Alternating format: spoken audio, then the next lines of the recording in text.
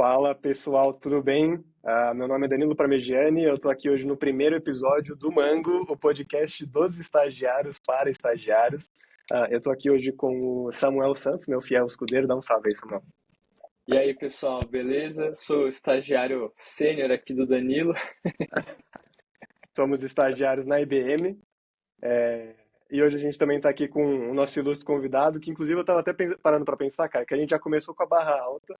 Eu estava pensando que vai ser difícil a gente continuar com a barra alta desse jeito para os próximos episódios, porque o primeiro já começou muito bem. Eduardo, que hoje está na Califórnia, e passou os últimos anos aí na Apple e em outras empresas como Microsoft, Adobe, tem um currículo bem interessante para contar para a gente. Eduardo, eu acho que eu já falei bastante aqui, então vou passar a bola para você. Seria legal se você pudesse se apresentar, contar um pouquinho de você, um pouco da sua história, e depois a gente vai tocando o papo daí para frente. Não, legal. Super valeu pela oportunidade. Parabéns pelo trabalho. Acho bem legal o que vocês estão fazendo, tentando trazer um pouco de conhecimento e compartilhar informação, carreira pro pessoal. Então, estou aqui na Califórnia, estou morando agora em San Diego, estou aqui nos Estados Unidos fazem 17 anos. Fui transferido pela Microsoft no Brasil para aqui para cuidar da América Latina. Fiquei na Flórida durante 10 anos. E aí eu fui para Bay Area, perto ali de São Francisco. Fiquei mais 5 anos e agora estou há 2 anos aqui em San Diego, curtindo a praia. Chasing the Summer, né? Fala aí, Chasing the Summer. Exatamente, É, exatamente. Eu acho que seria legal, o Eduardo, até fazendo esse disclaimer aqui de como esse aqui é o nosso primeiro podcast, que a ideia é que a gente falar um pouco sobre carreira, principalmente para quem está em início de carreira, e trazer esses conselhos de quem é mais experiente. Se você pudesse contar um pouco da história mesmo, de onde você começou, que você hoje está na Califórnia, mas falar que você, enfim, estava no Brasil, como é que foi a sua formação, e como é que foi que você passou todos esses anos até chegar aí ao Chasing the Summer nos Estados Unidos. Não, legal, legal.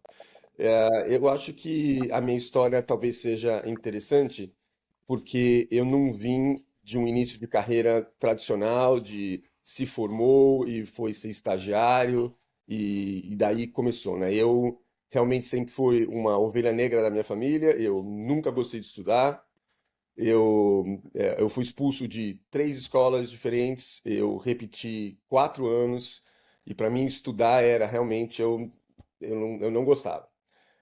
Então eu acabei indo trabalhar, antes de eu acabar o colegial mesmo, eu já comecei a trabalhar, eu comecei a trabalhar de fazer entrega, de motoboy, e estava seguindo essa linha de trabalho, e aí aonde começaram a alinhar algumas coisas na minha vida, e apareceram alguns anjos que me ajudaram e que enxergaram em mim um potencial.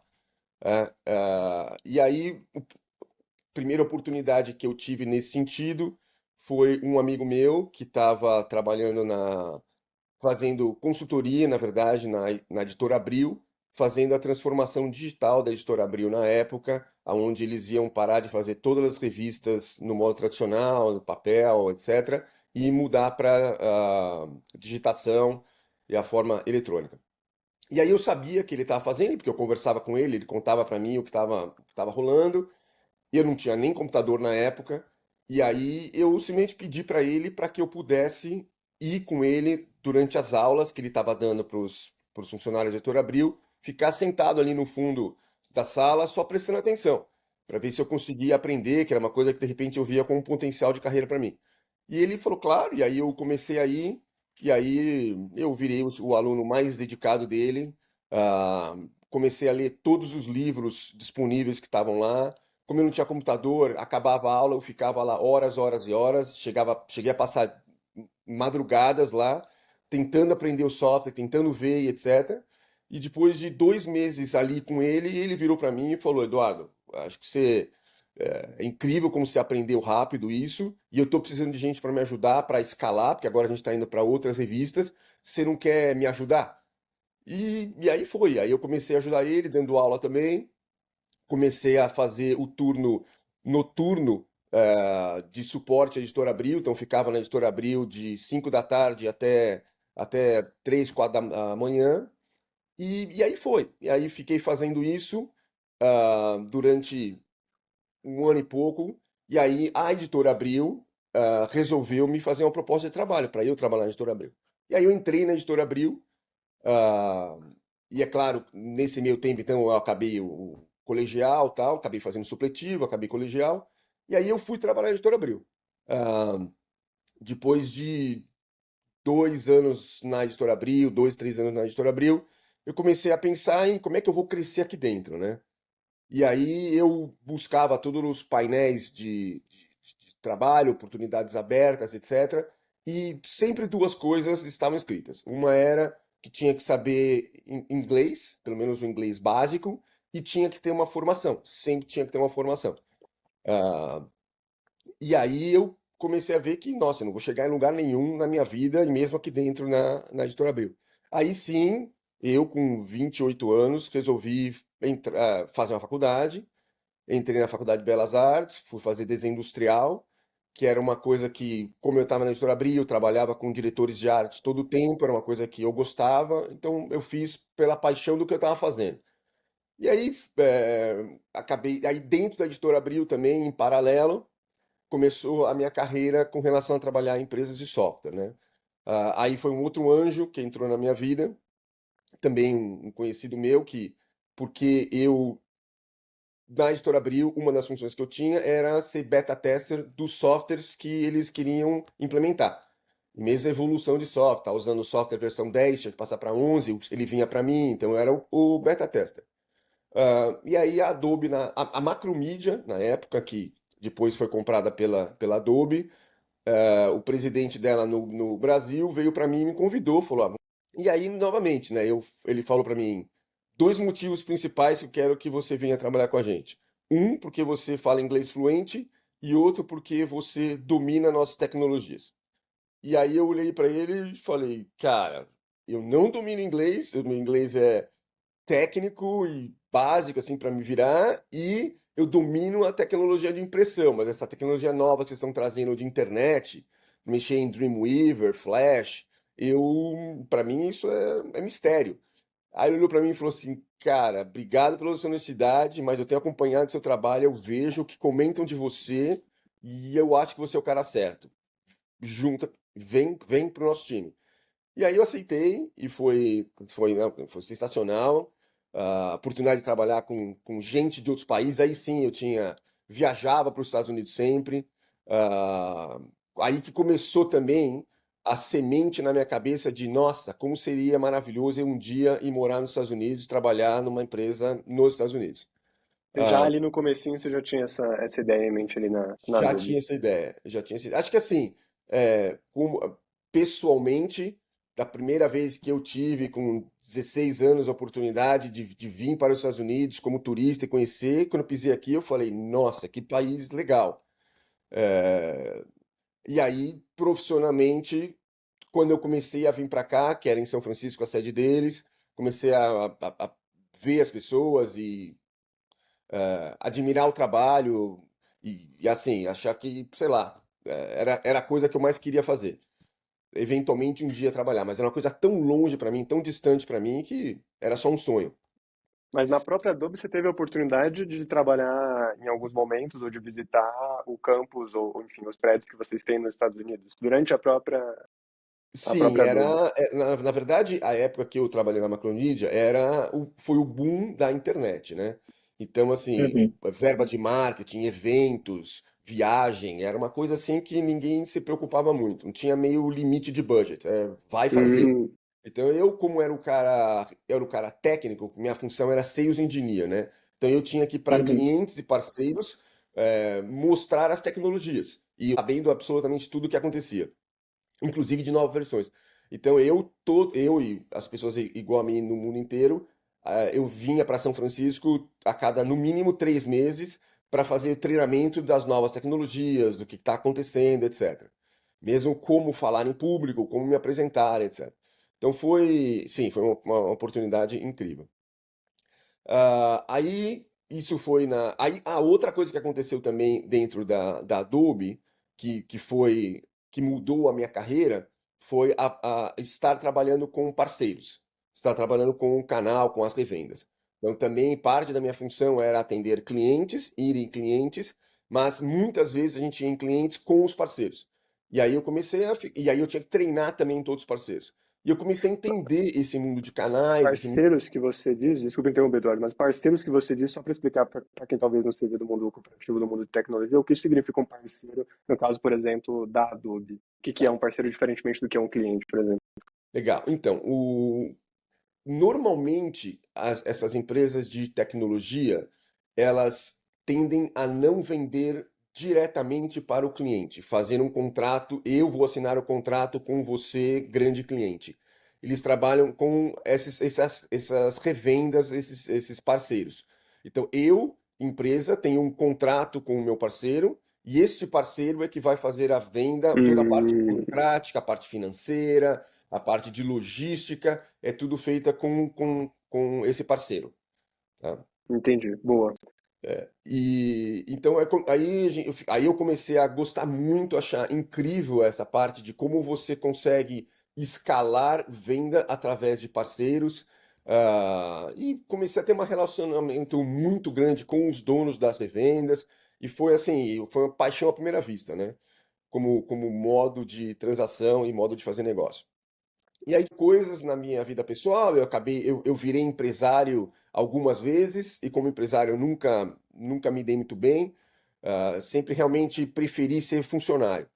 E aí eu acabei indo para Symantec, Symantec do Norton Antivírus, também trabalhando lá na área de canal no Brasil. E durante eu estava na Symantec, eu sempre ia nas revendas, e aí eu estava fazendo um bom trabalho como representante da Symantec nos parceiros, e eles comentavam de mim para outras pessoas, e uma pessoa da Microsoft ouviu meu nome e aí resolveu me chamar para trabalhar na Microsoft. Então eu acho assim que a mensagem que fica aqui como dica, etc, é: você tem que sempre dar o seu melhor, ser proativo, e batalhar. Eu acho que tem a combinação de smart work e hard work, mas se você batalhar, se dedicar em algo, assim, não tem limite. Não tem limite. As pessoas estão vendo o que você está fazendo, e com isso elas vão compartilhar a sua formação, e pessoas vão se sentir confortáveis em te dar oportunidades. E aí, então, aí eu recebi o meu sonho de profissional, que era um dia trabalhar na Microsoft. Aí também era para cuidar de canais, desses parceiros para a Microsoft Brasil. Então eu cuidava de toda a região sul, cuidava de Brasília, cuidava de Belo Horizonte. ah, e aí eu fiquei na Microsoft. E aí também, na minha vida pessoal, aconteceu uma coisa importante, que foi a minha esposa na época, ela recebeu uma proposta de trabalho internacional para se mudar para Carolina do Norte, na empresa que ela estava trabalhando. E para mim, assim, eu jamais pensaria em sair da Microsoft naquela época, porque, assim, era, Uhum. era meu sonho. E aí ela foi, tinha dois filhos, de 4 e 2 anos na época, e ela foi com meus filhos. E aí o plano foi: ok, eu vou tentar ver o que eu consigo fazer, vamos continuar levando essa vida de trabalhar, viver à distância. E aí, mais um anjo da minha vida, quando eu estava na Microsoft, um executivo, que soube da minha situação com a minha família, e viu o trabalho que eu estava fazendo, viu que realmente ele falava assim: você é um great asset para a Microsoft, a gente não pode te perder. Então, com esse pensamento, ele foi falando com pessoas e vendo oportunidades. E em exatamente um ano depois de eu me juntar à Microsoft Brasil, eles me transferiram para a Microsoft Latinoamérica. Então, e aí, então eu comecei minha carreira internacional. E Uma aí, posição Latinoamérica significa que você foi morar em outro país necessariamente na Latinoamérica ou você continuava no Brasil então, ainda na naquela época? época, hoje existe uma flexibilidade muito grande para todas as empresas, inclusive, de você eventualmente ter uma posição América Latina e trabalhar no Brasil, no Chile, onde seja. Na época, quando você tinha uma posição Latinoamérica, você tinha que ir para o escritório que era na Flórida, né? Ah, Existe, entendi. Então, aí, mas era o que mesmo se tivesse a opção de trabalhar remoto, para mim, eu queria ir para lá, né? E aí, Uhum.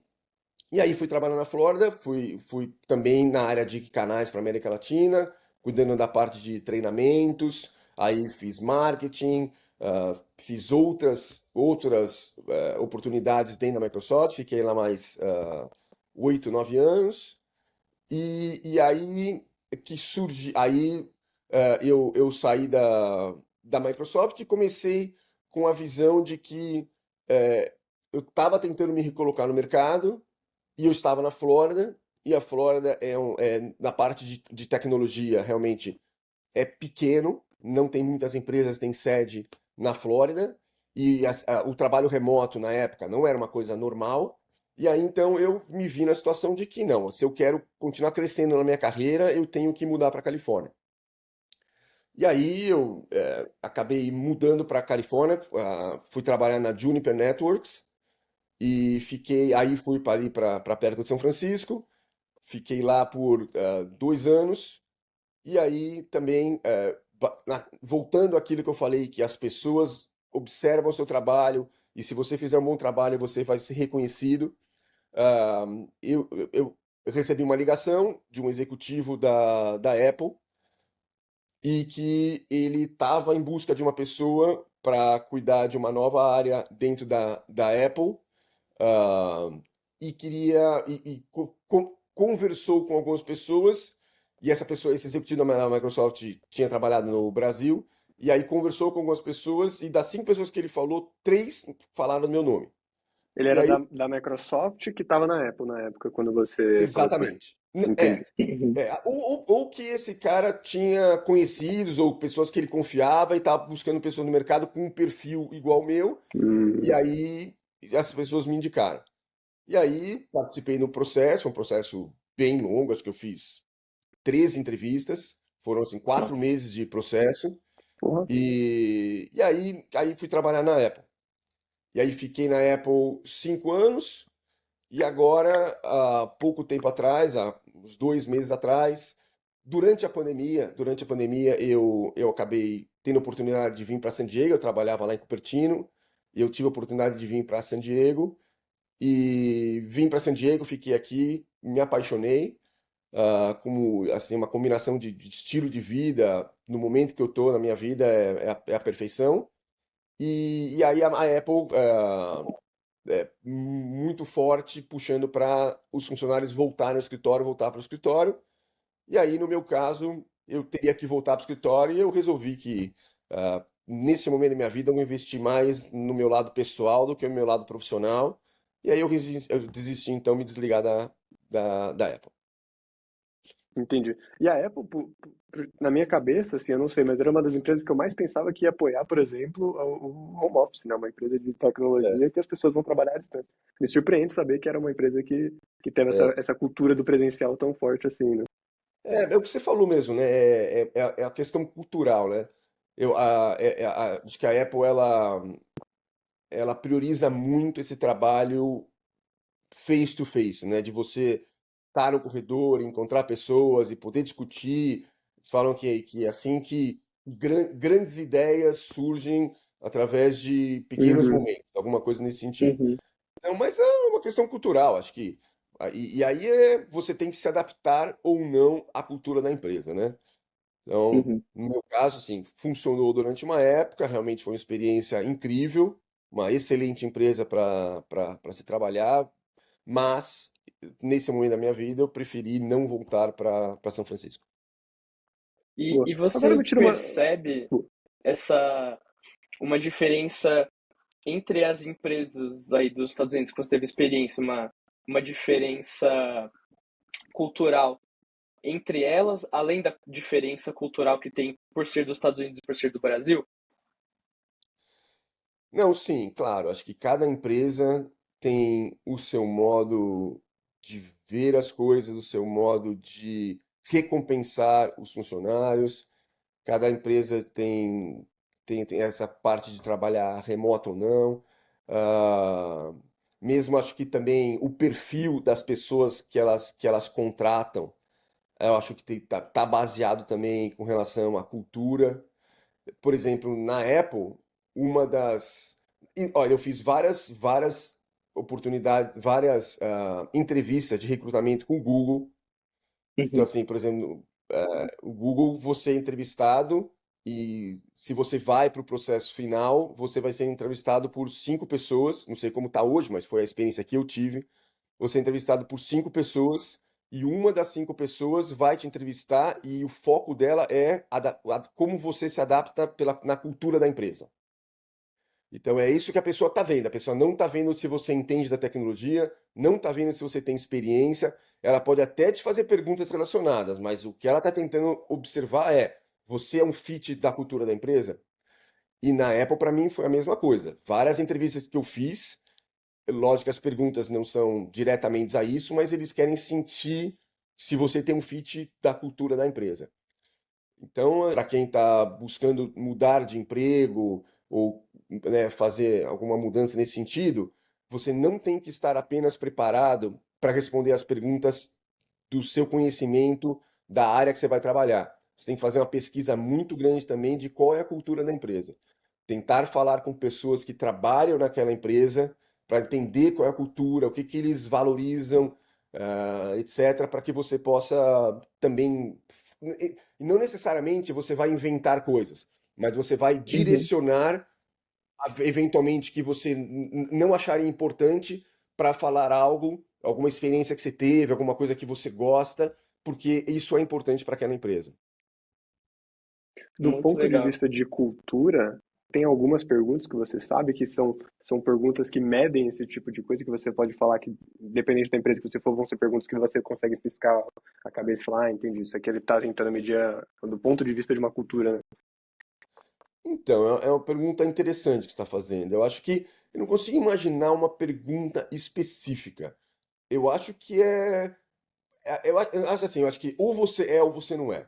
É difícil você se recriar e se reinventar ali né, em tempo real falando. Eu acho que talvez o que eles estejam buscando mais é talvez algum ponto, não consigo nem imaginar o que, mas algum ponto negativo que vá contra. Não sei, mas assim, os caras são treinados para fazer isso e acho que você tem que ser, você seja natural, mas novamente com uma dica é tentar entender alguma coisa tipo valorizar criatividade mais do que valorizar parte técnica, alguma coisa nesse sentido, assim. Uhum. Ou seja, existe de fato, quando você está se preparando para uma entrevista como essa, principalmente quando é uma empresa que você sabe que tem um processo seletivo cumprido e que se preocupa com a questão do fit cultural, que você faça essa pesquisa antes, que você pode fazer, por exemplo, não sei, me corrija se eu estiver errado, talvez no site da empresa, no RI da empresa, se essa empresa tiver redes sociais ou o que for que ela tenha esse tipo de comunicação, para que você Uhum. colete esses dados. Nem sempre, talvez, a pessoa vai ter o acesso às pessoas da própria empresa para conversar, mas se tiver, melhor ainda. E que daí, durante a entrevista, ela faça questão de demonstrar, seja numa resposta de uma pergunta técnica, às vezes até Aham. mesmo, que ela tem aqueles Uhum. valores da empresa É. que tá sendo mencionado, né? Não, e conforme você estava falando, até uma coisa, talvez é uma coisa boba, mas que passou pela minha cabeça. Ah, por exemplo, na Apple, se você for assistir os vídeos da Apple, e se você for ver, olhar os funcionários da Apple, você vai ver que ninguém usa terno, ninguém usa blazer, é todo mundo super casual. Então, assim, você vai para uma Uhum. entrevista da Apple, não vai de blazer, vai casual. Por que casual? De repente você vai numa empresa que você olha os vídeos, tá todo mundo sempre de terno, de blazer, etc. Ué, então nessa entrevista, não vai de camiseta ou de coisa, vai de terno. Então são Uhum. pequenas coisas assim que as pessoas estão observando. A gente acha, mas que são bobas, mas são importantes. Pô, nesse ponto eu nunca tinha Muito parado para legal. pensar, mas é verdade. Tava pensando nas comunicações da Apple, eu nunca vi ninguém de terno. Nem nas posições executivas, será que não tem esse costume do pessoal? Não, Às novamente vezes faz lidando parte com o próprio da cliente, né? cultura, faz parte da cultura. Mesmo quando vai, por exemplo, eu trabalhei na Microsoft, para eu ir visitar cliente, eu tinha que sempre estar vestido de jaqueta e tal. Na Apple, não. De terno na De Microsoft. terno, terno, Entendi, blazer, uma coisa assim, né? Uhum. entendi. Então Assim, já era dá para assim, eu me perceber que. lembro, não sei novamente, não sei como é hoje em dia, na época que eu visitava clientes, as pessoas normalmente levavam para o escritório e já deixavam um blazer pendurado ali. Porque se surgisse alguma coisa de cliente, era só colocar o blazer e ir. Entendeu? Você não podia ir só de blusa, assim. Na Apple, se você quiser ir de shorts, você vai de shorts. É mesmo, caramba, Muito que legal. legal, Interessante saber disso. bacana. E assim, qual é o certo e qual é o errado? Não, é uma questão cultural. Cultural. Né? Essas diferenças E, são e- pontos muito subjetivos ali, né, no dia a É, dia que causam uma identificação da pessoa com a empresa. exatamente. Agora, acontece de uma pessoa, por exemplo, não sei se você já teve essa experiência, Eduardo, de você acabar não se identificando. Você pensa que você se identifica e na verdade, na prática, quando você percebe, putz, será que teve o fit de fato da cultura da empresa? E como é que você identifica, como é que você sabe se é uma questão cultural que você está tendo fit ou não, quando você já está lá dentro? Tá. Não, assim, com certeza, eu acho que eventualmente as pessoas não vão se identificar. E você vai sentir no dia a dia, não é uma coisa imediata, mas é uma coisa que acho que você vai sentindo no dia a dia que, nossa, como essa empresa. E assim, a parte cultural normalmente pode ser, por exemplo, nossa, essa empresa é burocrática demais. Eu estava acostumado para que eu tivesse um projeto aprovado, eu falava com o meu gerente e o chefe do meu chefe e estava resolvido. Nesta, o chefe do chefe, com o chefe do chefe do chefe. E mesmo assim vai para tal departamento e tal departamento vai. E aí vai te gerando frustração. Aí eu acho que é mais nessa parte de como você executa, como as coisas acontecem no seu dia, como você sente que seu trabalho está sendo executado e você está crescendo, que você eventualmente fala, não, realmente não é um fit para mim. E já aconteceu comigo, e assim, aí é uma coisa que ou você se adapta ou não. Aí uma das empresas que eu trabalhei, que foi a Juniper Networks, ah, eu não me adaptei no fato de que todas as decisões eram tomadas no financeiro da empresa. Então, você sabe que um projeto ou um programa tem que ser feito. Novamente, estou falando a minha experiência na época, como a coisa tem que ser feita na época, o projeto tem que ser feito, o programa tem que ser feito. Você apresenta, você cria modelos, você põe todos os dados, porque assim, uma coisa também que é importante passar como um feedback para as pessoas é o seguinte: se você tem uma ideia e você tem uma sugestão, mas você não tem os dados para mostrar que a sua ideia, a sugestão tem valor, você tem apenas uma ideia. Então você tem que ter dados para suportar aquilo que você está falando.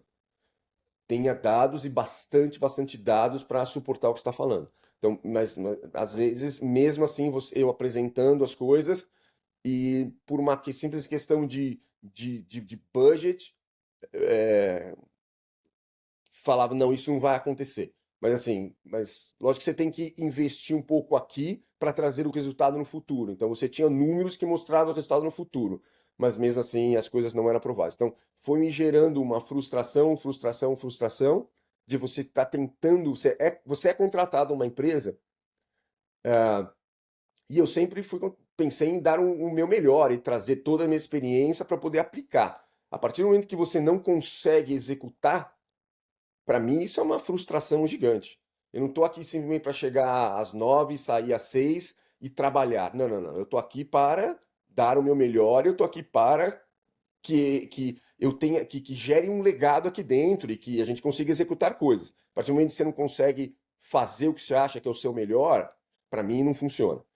Então, isso foi uma das experiências que eu tive. Legal. E eu queria fazer uma pergunta, até que eu fiquei na dúvida quando você estava comentando sobre toda a sua experiência, que você citou sobre a questão de canais.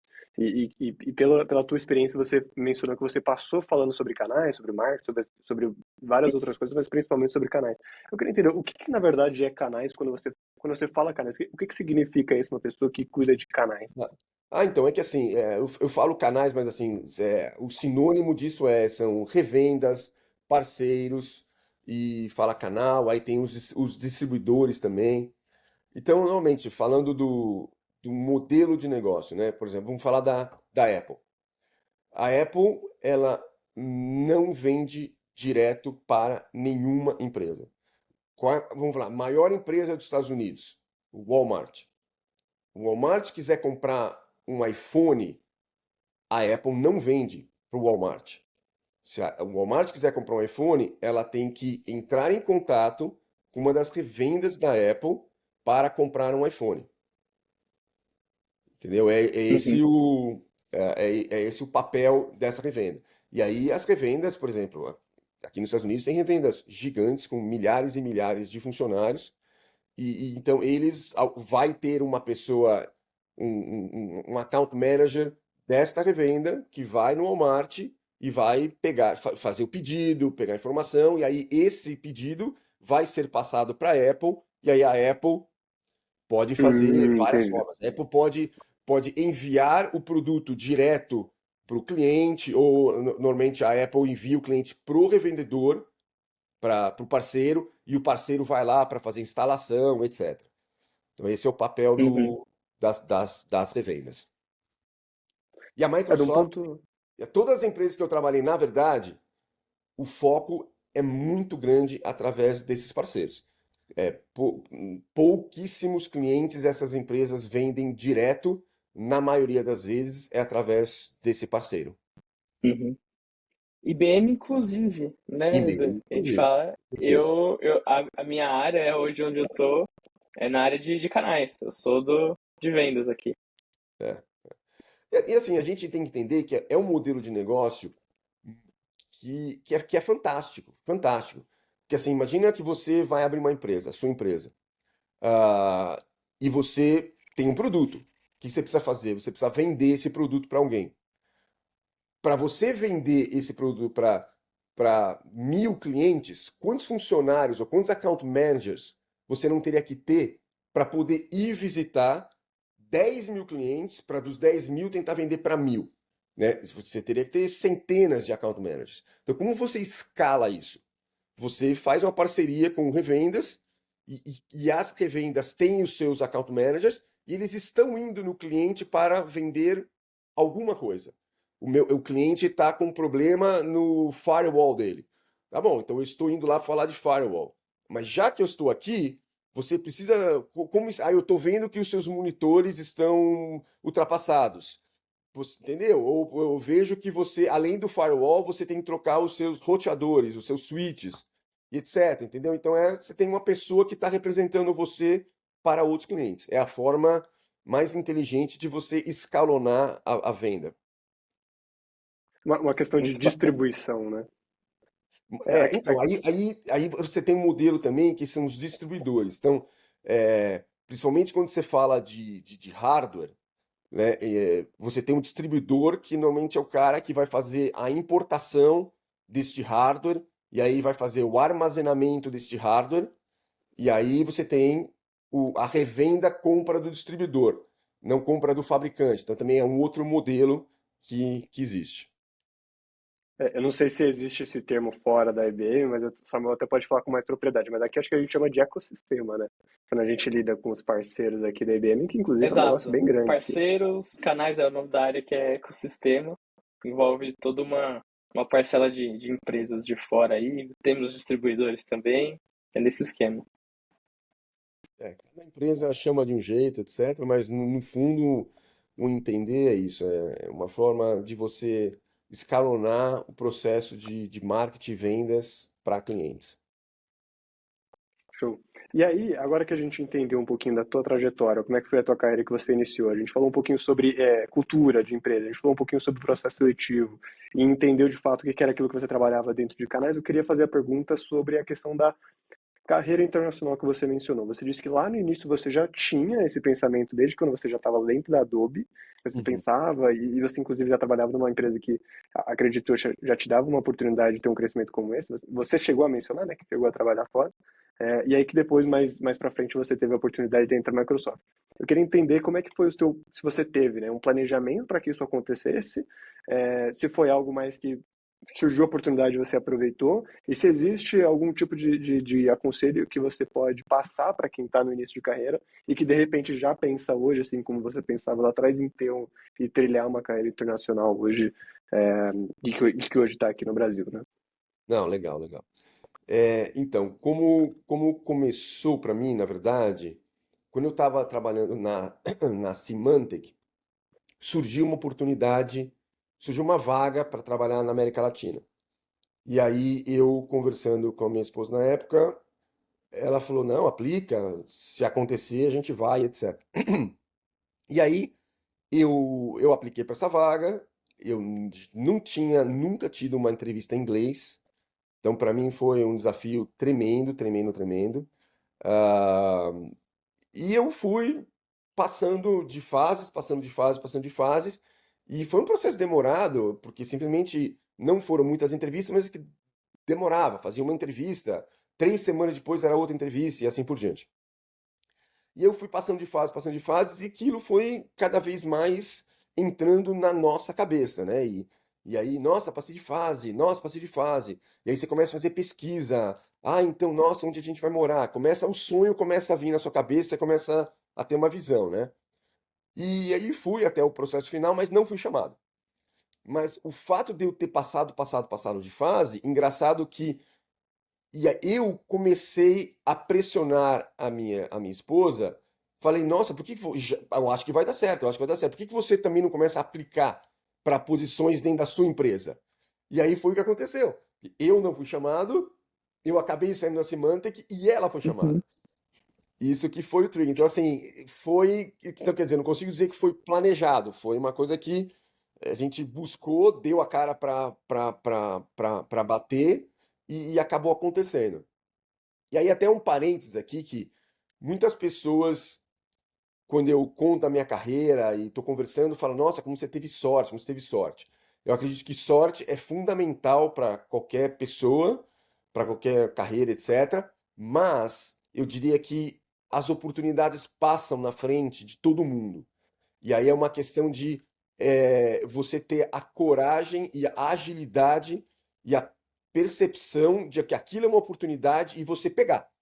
Muitas vezes a oportunidade passa mas você está inseguro. Você, não, eu não sei, eu acho que não sei o que lá. E aí a oportunidade passou. E alguém pegou.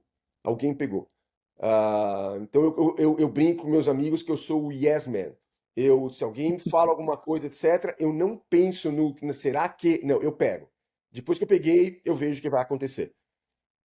Mas então, aí continuando, e aí então aí surgiu uma necessidade, uma pressão pessoal de conseguir vir para os Estados Unidos porque eu estava longe da minha família. Então, daquele sonho que, quem sabe um dia, virou uma necessidade, né? E aí, como eu falei, vim para cá e acho que trabalhar nos Estados Unidos Ah, uma coisa que a sua pergunta, né? Como se preparar? Eu acho que se preparar é você, da parte de tecnologia, você é como se trabalhar no Brasil, você tem que ser bom no Brasil, você vai ser bom lá, então acho que isso não tem muita diferença. Claro que o inglês é extremamente importante, então se dedicar ao inglês, saber falar inglês, acho que não precisa saber, não precisa ser nativo. Eu, quando vim para os Estados Unidos, eu tinha um inglês intermediário, sabia me comunicar, etc. Mas longe de ser fluente, longe de ser fluente. E acho que as pessoas são. Acho que a cultura americana tá, assim, tem muitos estrangeiros nos Estados Unidos, principalmente na área de tecnologia. Então, assim, eu fazia reunião que tinha um chinês falando inglês, um alemão falando inglês, um francês falando inglês, entendeu? Então, todo mundo já passou pelo aquilo que você está passando. Então, assim, o entendimento assim, é super tranquilo.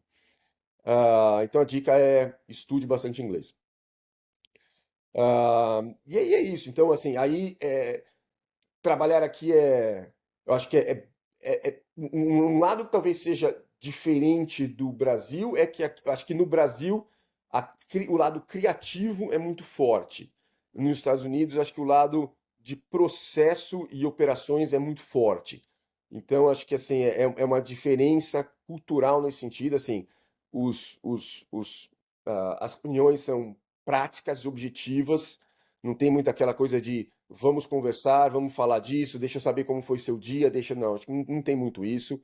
Uhum. Trabalho, trabalho, trabalho. Essa coisa de, por exemplo, não, vamos sair para almoçar. Ah, o time vai sair para almoçar e vai ficar 1 hora almoçando. Isso não existe. É Caramba, muito pô. raro, muito, muito raro. Mesmo as empresas que eu trabalhei, que tinham refeitórios dentro da empresa, a pessoa vai no refeitório, pega a comida, volta para o escritório, volta para o desk e come no desk trabalhando, ou mesmo come em 15, 20 minutos e já volta para trabalhar. A produtividade aqui é muito alta, é muito alta. E que você se acostuma. Eu particularmente prefiro dessa forma. Prefiro dessa forma. Uhum. Eu acho que de vez em quando você sair da sua rotina e ir almoçar com os amigos, etc., é interessante, mas eu acho que é menos produtivo. Mas, novamente, é uma questão de gosto e cultural. Aqui no Brasil, não sei como é que são nas outras empresas, mas eu e o Samuel podemos falar aqui da experiência que a gente tem. Mas, cara, a cultura do almoço é uma cultura forte, né, cara? Você tá É, aqui, pô, deu meio-dia, Exato. vamos ver onde é que o time vai almoçar, até porque a gente não tá aqui todo dia. Então, assim, o time, ele, Uhum. ele geralmente fica no home office, e quando tá todo mundo aqui, a gente vai aproveitar pra passar um tempinho é. e comer em algum lugar. Não sei como é que era, se você lembra da tua época no Brasil também, Não, se era era assim. pior ainda, assim. Não tinha negócio de trabalhar remoto, todo mundo no escritório, mas novamente, todo dia, meia hora antes da hora do almoço, já eram tudo assim. É importante Aham. Já, durante as já, reuniões, já você faz as levanta de aqui, manhã já pensando, e aí, onde é que nós vamos almoçar? E Aham. aí, Já ficou começa a se tudo aí. meia, espreguiçar, é, assim, né? meia Não, horinha você já vai chamar o cara lá no outro andar, lá na outra área. Ô, fulano, vamos com a gente, né? Já começa. é. Não, e mesmo sem ser essa coisa humana, talvez a palavra seja essa coisa humana, dessa conexão humana de você chega de manhã e aí todo mundo vai ali para a cafeteria, vai tomar o café, vai Uhum. conversar, vai se falar como é que foi o jogo de futebol, que filme assistiu, que etc. E aí depois vai almoçar e todo mundo junto e compartilha, e aí eventualmente 2 vezes por semana vai fazer um happy hour. Não existe. Não existe. Todo mundo tá lá para trabalhar, você chega lá, trabalha, faz o seu trabalho, almoça, trabalha, acabou, vai embora. Lógico que você faz os seus amigos, você tem as suas coisas, mas, pelo menos, novamente, estou falando, não estou generalizando, acho que um erro que as pessoas têm é tal país é desse jeito, tal empresa é desse jeito, eu estou compartilhando a minha experiência. Então, a minha experiência Uhum. foi essa. Você acha que chega a ser mais difícil de criar essa conexão com o próprio time que você trabalha quando você trabalha nos Estados Unidos do que era no Brasil, por exemplo? De Eu você ter acho essa amizade? Então, eu honestamente acho que não. Eu acho que não é que. Eu acho que, novamente, você ter reuniões com pessoas, você falar, você ter um pouco de intimidade com as pessoas, saber algumas coisas pessoais da pessoa por uma questão natural de conversa e de socialização é importante, mas não mais do que isso. Não mais do que isso. Me dei bem na minha carreira profissional, mudei de posições, fui crescendo, crescendo, crescendo, crescendo na minha carreira neste modelo. Eu acho que assim, mas é interessante é o seguinte, eu acho que como o modelo cultural é dessa forma, não há expectativa. Se você está Uhum. num modelo cultural e você é diferente, aí talvez você tenha problema, entendeu? Vou dar um Uhum. exemplo. De repente, no Brasil, essa parte é muito forte e eu sou uma pessoa extremamente introvertida, talvez eu tenha mais problema de me adaptar. Como aqui é uma coisa cultural e todos fazem dessa forma, não há expectativa que seja feita de outra forma. Uhum. Entendi. Muito legal. Maneiro.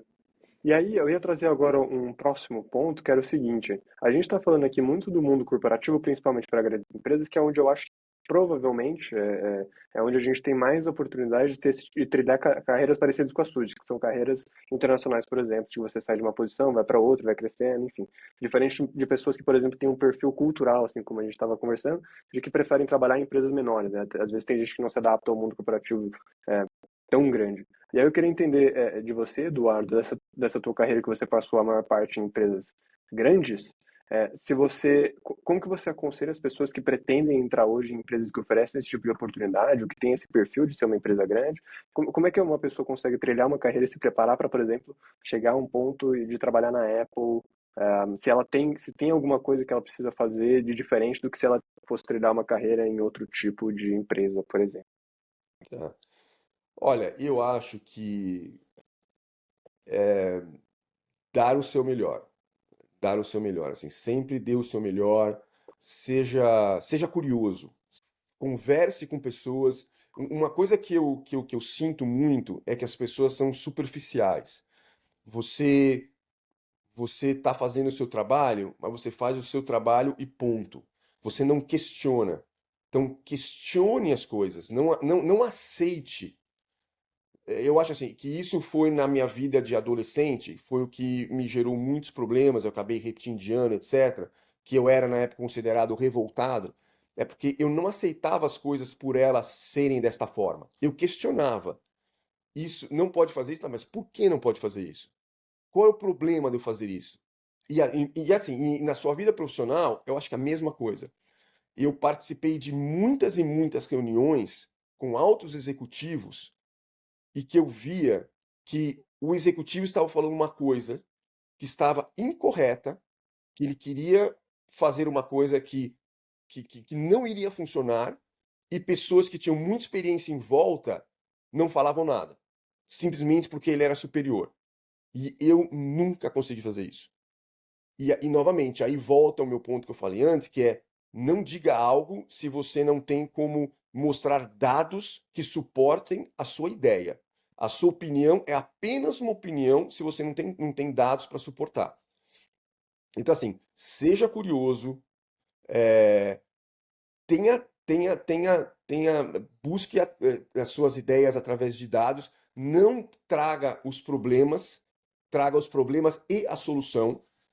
Já venha com a solução pronta, da sua ideia da solução para aquele problema que você está apresentando e, e vá a fundo as coisas. Entenda por que as coisas acontecem, como as coisas acontecem, por que, que o processo é desse jeito, por que, que não é daquele jeito. Novamente, seja curioso e acho que isso é uma dica. E você sendo assim, acho que você vai se destacar da maioria. E você se destacando da maioria, é assim que as oportunidades vão surgir para você. É, ser Legal. interessado, né? Ser uma pessoa que está Uhum. o que eu interpreto do que você diz, né? Ser uma pessoa que está de fato interessada, diferente daquela pessoa que é sua 9 to 5, que entra no horário, sai no outro Uhum. horário, que, enfim, tem essa caixinha. Porque eu acho que, eu não sei qual que é a tua visão, Eduardo, mas eu acho que, pelo menos na maior parte das organizações, esse tipo de pessoa também ela é necessária, né? Não é que necessariamente uma pessoa ela tem que é, fazer diferente, ela tem que. Às vezes tem gente que prefere ou que tem outras prioridades, mas eu acho que se uma pessoa coloca na cabeça que ela tem uma ideia de trilhar uma carreira como essa que a gente está comentando aqui, muito provavelmente isso não vai ser suficiente, né? Eu acho que esse é o ponto Exato. principal, É talvez. uma questão de se destacar, né? Exatamente. Não, acho que você falou uma coisa muito importante, assim. Não existe um modelo correto. Existe o que te faz feliz. Se você, se você está numa posição, numa empresa, e que você acha que aquilo é suficiente para você e você está feliz com aquilo, e você gostaria de fazer aquilo por 20 anos. Ótimo. Você está feliz? Perfeito. Não tem cobrança, não tem nada. Eu, por exemplo, sou um cara que não julgo ninguém. É isso que você quer? Você está feliz? Ótimo. O que importa é você estar feliz, né? Então, não Uhum. Agora, tem. se você não tá, aí não tem como, né? Você provavelmente vai ter que ser uma pessoa que é mais curiosa, mais interessada, e que você vai ter que, entre Exatamente. aspas, muito Uhum. provavelmente pagar alguns preços, né? As grandes empresas de tecnologia, como o mundo de tecnologia é um mundo que ganha muito dinheiro, automaticamente tem um poder de contratar pessoas mais capacitadas para ganhar mais. Eu estou dizendo isso porque se torna um mercado muito competitivo. Uhum. Então, dentro desse mercado competitivo, para que você se destaque, precisa do algo a mais. Então, esses Uhum. algo a mais é que vai fazer diferença. E aí também, jogando isso para a parte cultural que a gente tinha conversado, essa essa parte de recrutamento, essa parte de avaliação de funcionários, isso é uma coisa que varia muito de empresa para empresa E eu tive empresas que eu trabalhei que eu odiava esta forma de como mensurar o funcionário. Uma das empresas que eu trabalhei, na época, era uma coisa extremamente competitiva. Criava-se uma competição muito grande entre os seus peers. E aí o que acontecia na realidade é que as pessoas, inclusive, deixavam de compartilhar informação para que elas fossem a donas daquele assunto e elas se tornassem mais importantes do que os seus peers. E então você, quer dizer, era uma coisa que elas estavam, acho que a intenção era criar uma competição de que todos crescessem uniformemente, mas na realidade acontecia é que viravam Divisões. regulamentos e a parte de era uma coisa terrível, uma coisa terrível. Você tinha um time de 5 pessoas, digamos assim, um vai ter que ser mandado embora e um vai ter aumento. Vocês resolvem aí, matem-se entre si para ver quem é o melhor e quem é o pior. Entendeu? Então Uhum. era muito ruim. Era muito ruim. É E aquela frase do. Pode falar, mandei, mandei. não, uma curiosidade, assim, que surgiu agora, você claramente tem muita experiência internacional. Qual foi, você tem algum case específico de um caso que você fala, cara, esse foi um problema que foi legal de resolver, ou esse foi um problema que foi muito difícil de passar, que me marcou nessa empresa, com que você Ah, resolveu algum caso assim de... cara, tem vários e vários e vários, né? Eu acho que assim, pensando na parte de carreira internacional, uma coisa que vai acontecer muito com as pessoas é você trabalhar com pessoas que você depende delas, mas elas não são seus funcionários.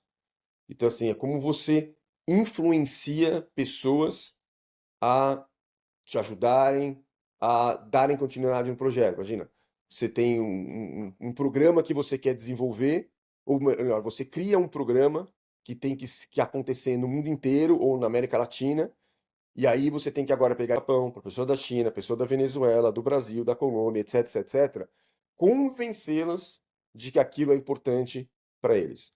Então esse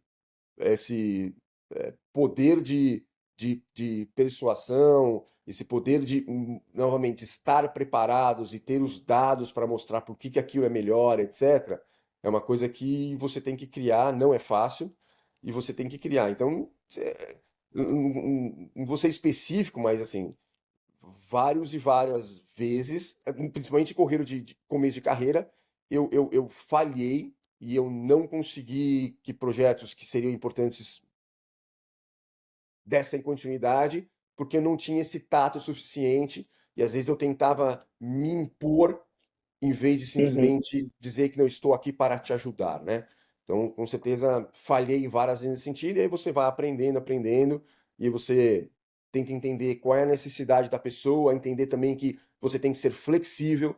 Às vezes você cria um programa, mas você pode criar um programa genérico, deve conter opções, que aí, dependendo do país, dependendo da cultura, etc., você faz pequenas adaptações, né?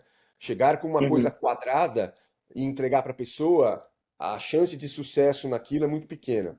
E outra coisa também é você trazer pessoas para discutir antes do seu programa, da sua ideia estar pronta.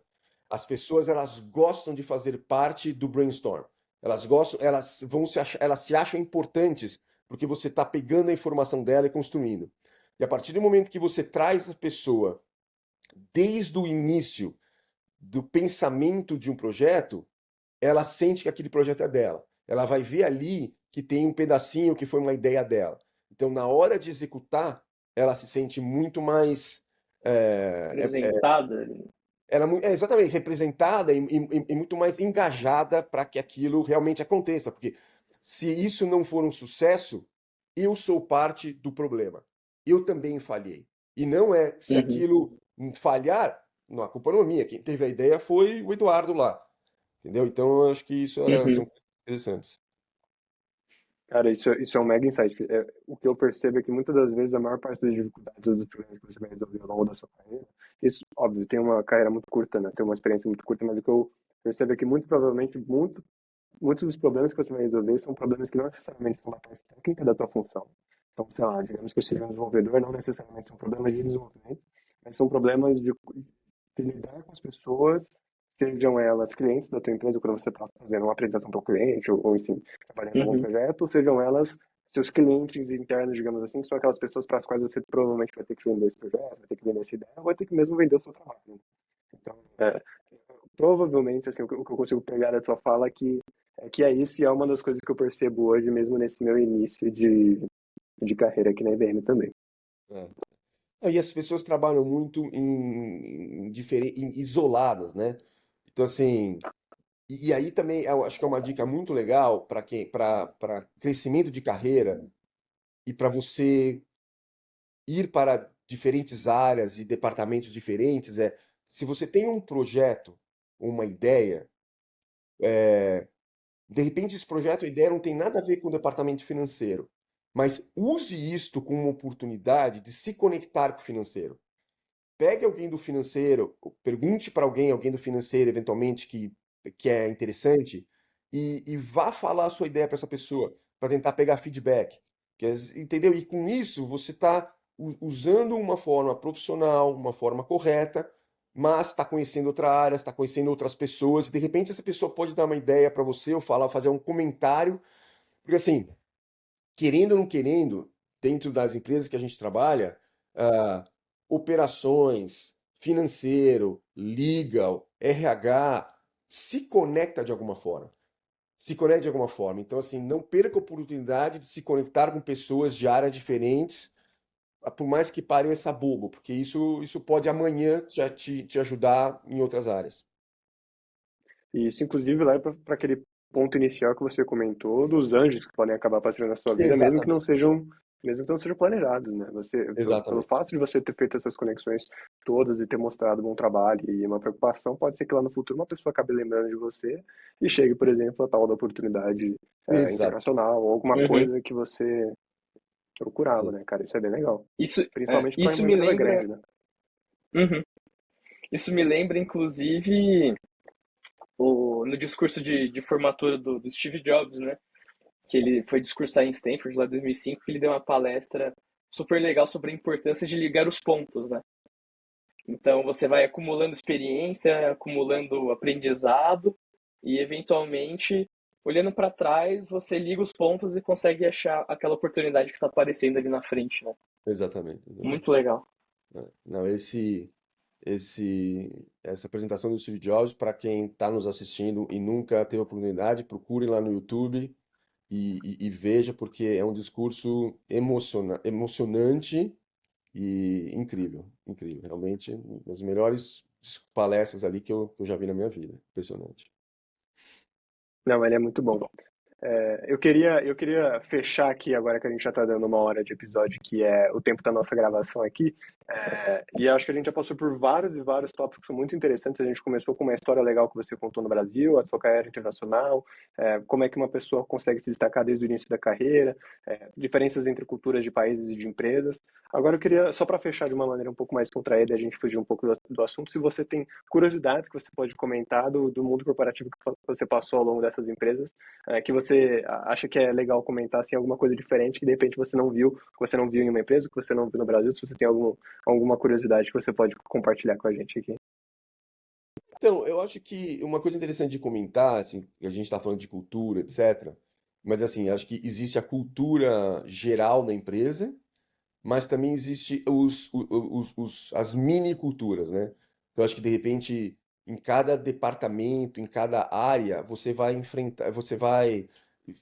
ter experiências diferentes. Você pode estar trabalhando numa mesma empresa e aí você está num grupo, sei lá, vamos falar de finanças. Você está em finanças e é uma cultura específica, de repente você não se adapta, e aí de repente você vai ver que se você for para vendas e marketing, a cultura é completamente diferente e você vai se sentir confortável. Então, não necessariamente assim, eu não me adaptei com esta empresa. Às vezes você não se adaptou com esse grupo. E mesmo dentro do grupo, você tem a área mesmo, o seu gerente. Acho que assim, as empresas elas investem tanto na cultura da empresa, em trazer uma boa experiência para o seu funcionário, etc. Mas, infelizmente, no final das contas, depende do ser humano. E às vezes você tem um gerente que é um cara que não valoriza o seu trabalho, por exemplo, né? E aí é muito pessoal, e aí assim, você que é um gerente, você tem que ser flexível. Você tem que entender os funcionários que estão trabalhando para você. As pessoas não são e não têm que ser iguais. Diversidade, para mim, diversidade não está apenas em sexo masculino ou feminino. Diversidade está em todos os sentidos. Em todos os sentidos. E você tem que respeitar a pessoa que está trabalhando com você. E assim, você tem que buscar ser respeitado também. Se você está num gerente que você sente que não valoriza o seu trabalho e você sente que você está dando o seu melhor, procure trabalhar diária. Não fique ali achando que você é um mau funcionário, sendo impactado e chegando em casa triste. Ou procure outra empresa, ou se a empresa é grande, dá oportunidades, procure outro gerente. É, e eu tive várias experiências nesse sentido, e normalmente quando aconteceu, assim, é muito difícil você mudar as pessoas. E aí bater de frente também com uma pessoa que não te valoriza ou que você tem alguma coisa que você acha que não é legal para você, eh, às vezes que eu tentei, eu falhei. Então, assim, é melhor, em vez de você tentar mudar, você mesmo mudar. Em vez de você tentar mudar alguém, você mesmo muda. Ah, e eu acho que é, assim, outra dica legal de você ter, pensando se você tem uma projeção de carreira, etc., busque um ou mais mentores dentro da sua empresa. Pegue alguém que, nessas oportunidades que você vai ter de fazer reunião com pessoas, alguém que é uma pessoa, um executivo, uma pessoa que está, ou uma pessoa que está no mesmo nível que você, mas trabalha mais tempo dentro da empresa, ou, ou uma pessoa que não tem nada a ver com você, mas você quer ser mais técnico, mas você está em vendas e marketing. Pegue uma pessoa que seja mais técnica, não importa o nível, para ser o seu mentor, para te ajudar, para te dar dicas.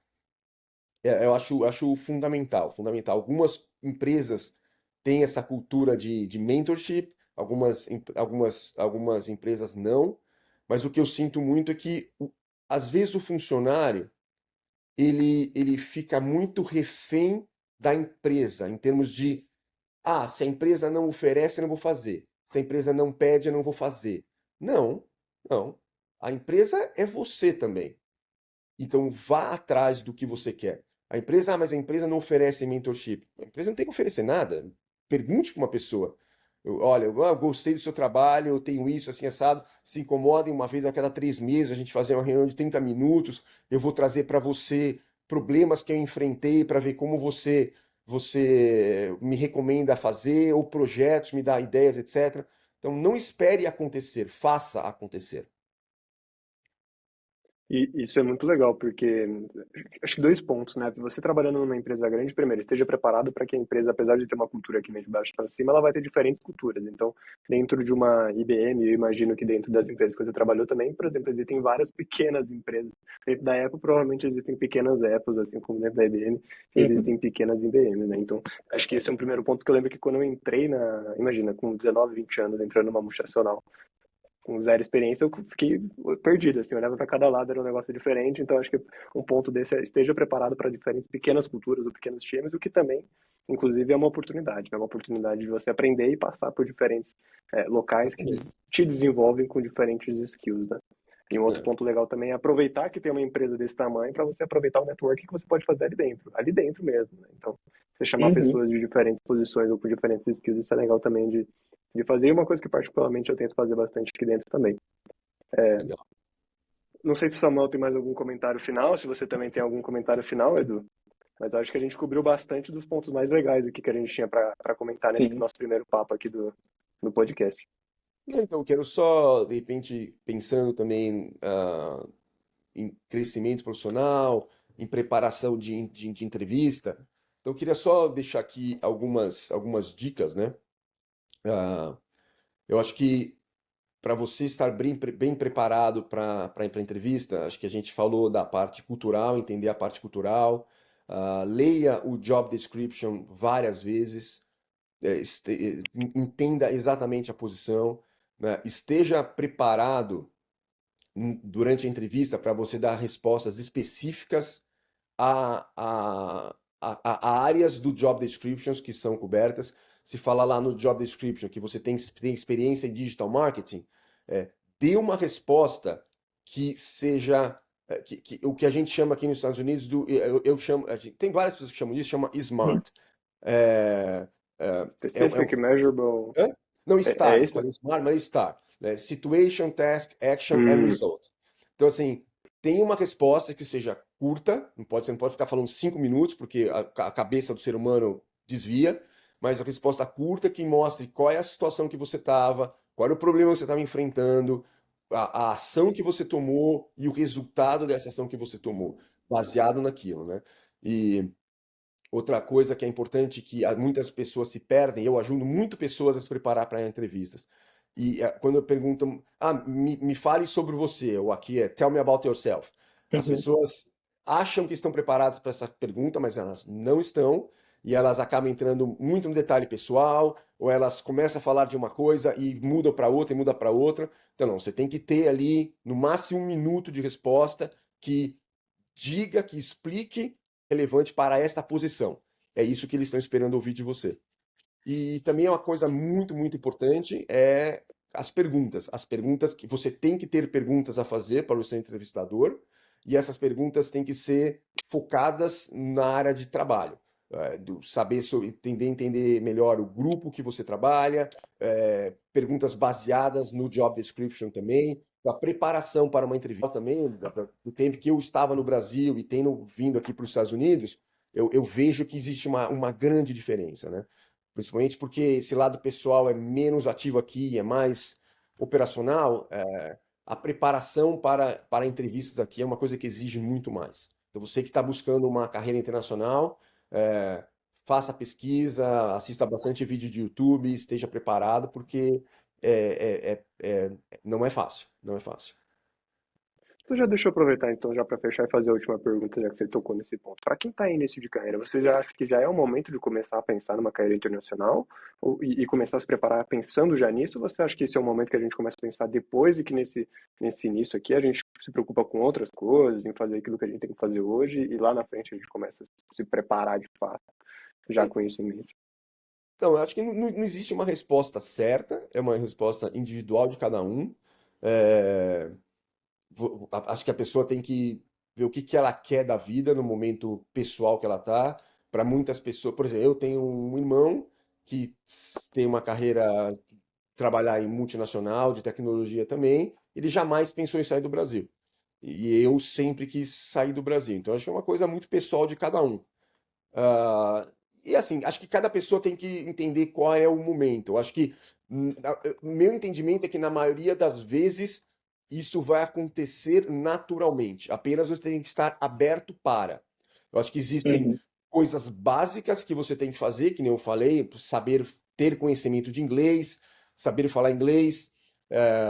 Se você está numa multinacional, automaticamente a oportunidade de você eventualmente ser transferido é muito maior. Se você trabalha numa empresa menor que só tem no Brasil e no Chile, por exemplo, como é que você vai um dia trabalhar nos Estados Unidos? Então, se você pensar um dia eu quero trabalhar nos Estados Unidos, então tente buscar trabalhar numa empresa que tenha uma grande parte dela nos Estados Unidos. Isso já é um passo básico que você tem que Uhum. começar no começo de carreira, pensando que eventualmente você vai querer ir para lá. E eu acho que as coisas vão acontecendo se você quer, se esse é o seu objetivo e você quer, aí acho que as coisas vão acontecendo naturalmente, você tem que ir sempre pensando nisso. Você tem a oportunidade de fazer uma reunião com alguém que é de outro país, poxa vida, tente se destacar nessa reunião. Como a gente falou de ter um mentor, será que então eu ter um mentor internacional não é interessante? E por mais que eu não Uhum. trabalhe com esta pessoa, mas eu participei de uma reunião com ela e eu consegui me destacar, pô, será que na oportunidade de eu mandar e-mail para essa pessoa e falar, nossa, olha, eu vi, trabalhei com você, você se incomodaria a gente fazer uma reunião para conversar? entendeu? E é assim que você vai construindo as raízes de uma árvore que vai ser frutífera, né? Então, é Uhum. isso. Aos poucos você vai fazendo de forma natural. Show de bola, cara. Muito legal. Maneiro demais. Acho que a gente passou por vários pontos interessantes aqui. A gente até estourou um pouquinho do tempo daquilo que a gente costuma fazer, mas eu acho que é porque o papo estava bom de verdade. É o que eu falei lá no começo, né? Eu acho que vai ser até um pouco difícil da gente conseguir manter a barra alta, porque a gente já começou no primeiro episódio com o negócio lá em cima, né? O Os negócio já próximos começou. convidados que se preparem, né? É, Não, legal. mas E assim, só fazer um merchan, então, agora que eu tô nessa fase de sair da Apple, uma coisa que eu tô tentando me focar agora que eu tive muitas entrevistas, e pelo fato dessa carreira internacional, etc., eu tô meio que como um consultor para ajudar pessoas a desenvolver na carreira deles. Então, se alguém tiver interesse, quiser conversar, como eu posso ajudar, só me procurar ali pelo LinkedIn. boa. O teu LinkedIn, Eduardo Sambugaro, mesmo? Só Normal? buscar Eduardo Sambugar ali no LinkedIn que vai me achar.